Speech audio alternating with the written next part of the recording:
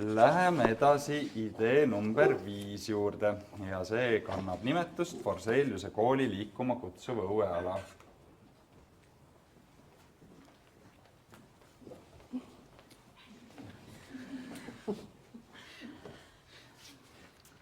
Tere! Meie oleme Tartu Forseliuse kooli õpetaja, lapsevanem, õpilane.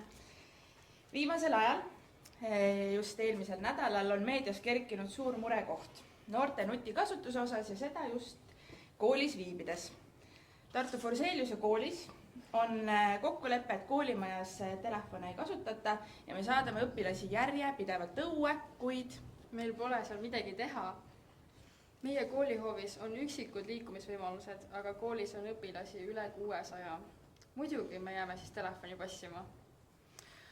Ka kodus tuleb neile alternatiivseid tegevusi pakkuda, et nad nutiseadme kätte ei ununeks ja murekoheks ongi, et kuhu ta läheb ja mida ta teeb, kui ümbruskonnas on nii vähe võimalusi liikumiseks. Ja just liikumine.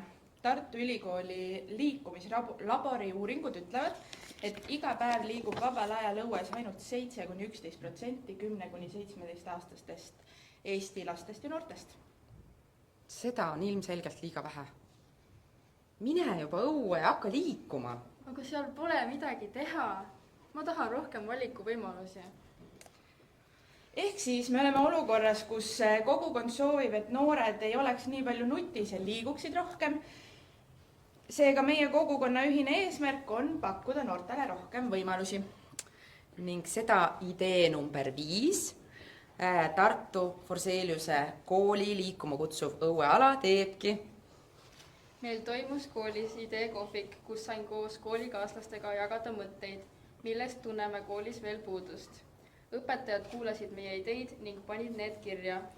Mitmed seal ideekohvikus kirja pandud ideed on jõudnud liikuma kutsuva kooli õueala plaani. On tore näha, et õuealal oleks võimalus liikuda nii minu 6., 9. klassi õpilasel kui ka veel lasteaial käival mudilasel. Saaksime siin ju kogu perega käia. Ehk siis idee number 5 poolt hääletades valmib Tähe tänavale õueala, kus saab pinnasest küngastel ja trossirajal hoogu võtta, maasisestel batuutidel hüpata, ronimispüramiidil ja seinal kõrgustesse pürgida, tasakaalu leida poolsfääridel ja seiklusrajal ning lõpuks aja maha võtta pesa ja võrk ikkedes. See on kõik, mida üks lapsevanem võiks koolihoovi soovida, sest see on ka miski, mida meie õpilased soovime. Forseliuse kooli liikuma kutsuv õueala on projekt, mida soovivad lapsevanemad, õpilased, õpetajad. Ilmselgelt on see kogukonnale oluline. Hääleta idee number 5!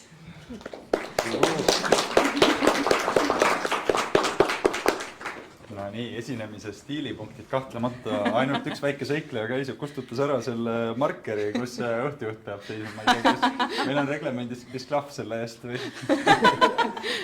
Nii, aga paljude koolide õuedega on see küsimus, et kas sinna pääseb ka muu linnarahvas ligi ja mida tehakse sel ajal, kui kool siis suletud on. Kuidas teil plaanis on, kas sinna tulevad nagu lukud ette või saavad kõik ligi? Ei, Tartu Forseliuse kooli õueala on avatud kõigile ja seda ööpäevaringselt, aastaringselt meil ei ole seal mingid aedu lukke ees ja tegelikult selle joonise peal ka on näha, et siia tuleks siuke risti üle selle õuetee. Praegu me näeme, et õpilased käivadki risti üle selle õueala ja üldse ümberringi liikujad ja see tee tulekski tänava pealt siis koolini läbi selle õueala. Ehk siis see on avatud ja pluss me tekitaksime ühe tee veel juurde, et oleks veelgi lihtsam sinna pääseda. Kas keegi soovib siit küsida? Samal tuletan ka meelde, et kõik, kes on eemal, saavad Slidosse oma küsimusi saata ja püüan need siis sealt leida. Aga kas on koha peal, andke palun käega märku, tuleb mikrofon teieni. Kui ei ole, siis minul on ikka mõni küsimus veel varuks. Mis talvel saab, kas te olete mõelnud ka talispordi ja liikumise peale? Jaa, talvel sinna tulevadki pinnasest need poolsfäärid, kus on hea näiteks liugu lasta, kas siis lihtsalt mõnusate suusapükstega või kelguga ja tegelikult kõik need asjad on ikkagi mõeldudki õuekasutuseks ja on täiesti ilmastikukindlad ja vabalt kasutatavad ka siis. Ja kuivõrd te olete mõelnud läbi erinevate inimeste vajadused, kas näiteks liikumisraskustega inimesed sul leiavad ka sealt midagi, mida teha? Jah, tõsi, liikumisraskustega võib-olla on keerulisem siit endale tegevust leida, aga ma usun, et võib siit midagi leida küll, et näiteks see pingpongi laud saab ka võib-olla teistmoodi natuke seal ju mängida. Et loovalt lähenedes leiavad kõik tegevust. Jah.